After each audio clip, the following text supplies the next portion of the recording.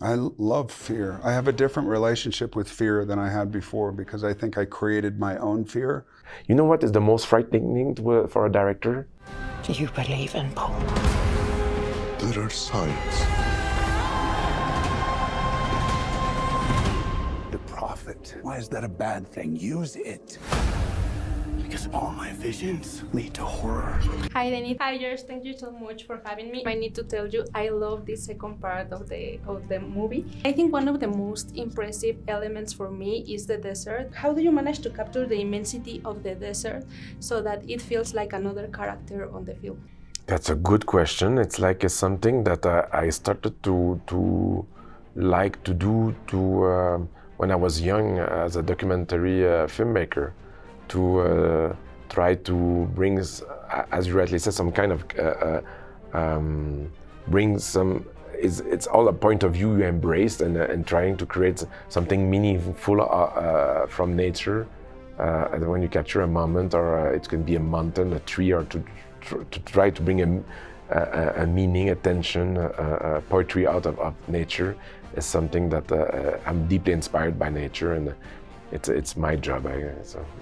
You have worked with Denis before Dune, but I want you to tell me, please, what was different in Dune Part 2? Is there something you work with him to reach the emotional level you require for each scene, or is there any lesson that you value the most from Denis? I mean, there's a shorthand that I have with Denis that there's a lot of trust between he and I think that he feels like he cast the role properly.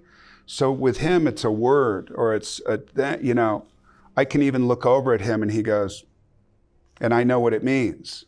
And I love that I have that shorthand with him. So we'll talk a lot about character, and we talked a lot about how much time there was between the end of part 1 and the beginning of part 2, and why his hair is long, and why he's lost weight, and he's been out in the desert, and he's heartbroken, and he's kind of angry, and has this kind of criminal, you know, he's partial criminal, I guess, at this point. But when it comes down to it, I think the kind of the idiosyncratic nature of these moments are just by shorthand. And also, I love the arc of the relationship between Chani and Paul. I think it has the perfect balance between the love story and the action. Why was it important for you to develop this relationship on screen? It was central.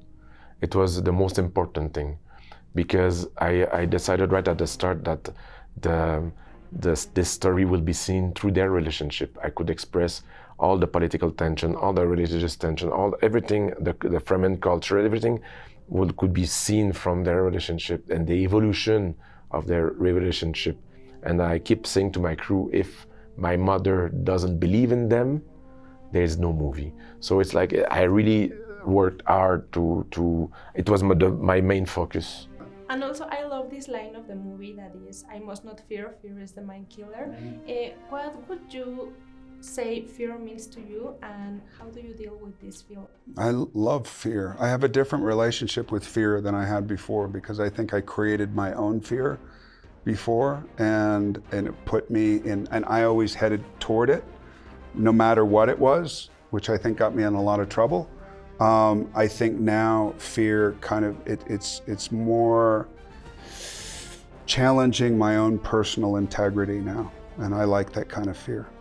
It's a very good question. I think that fear is, I always feel that there's a part of me, that there's a breaker somewhere that is off, that I can be tremendously afraid of tiny things and not afraid of big things, and that is still a mystery to me. When I walk on set and there's like hundreds and hundreds of people, I'm not afraid. But sometimes tiny details can freak me out. I don't know, but it's all I developed. You know what is the most frightening thing for a director? The most frightening things for a director is not knowing the answer. You've been asked 100 questions every day, and I have learned, and it's linked with the litany of fear. I have learned to find a space inside me, to find a space of freedom, and to accept that I don't know the answer. And when I feel comfortable in that space, then every time the answer comes. But I have to accept that I don't have it first. It sounds weird, but that was a very big thing when I learned that in my life. I had to not freak out and go crazy. Why do you think it's important to bring this story with these important topics to new generations? The thing that you just said, I think it deals with people's fear and people's own sense of integrity and how much they challenge themselves. I think it deals with the fact that putting yourself in super dangerous situations, like what is it going to be like in the future? What can we imagine? I think that's always been interesting with people. I think that's why Dune was such a massive seller.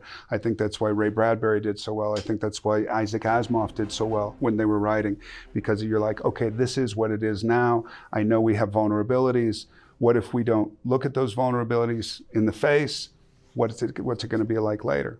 Sure, that's what I love about Dune. Yeah. It speaks a lot of vulnerability, and it's one of my favorite parts of this vision of Denis. Thank you so much, Denis, for your time, and I hope you have a great day. Thank you. You too.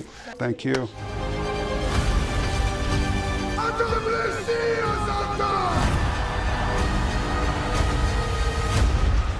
He who can destroy a thing has the real control of it.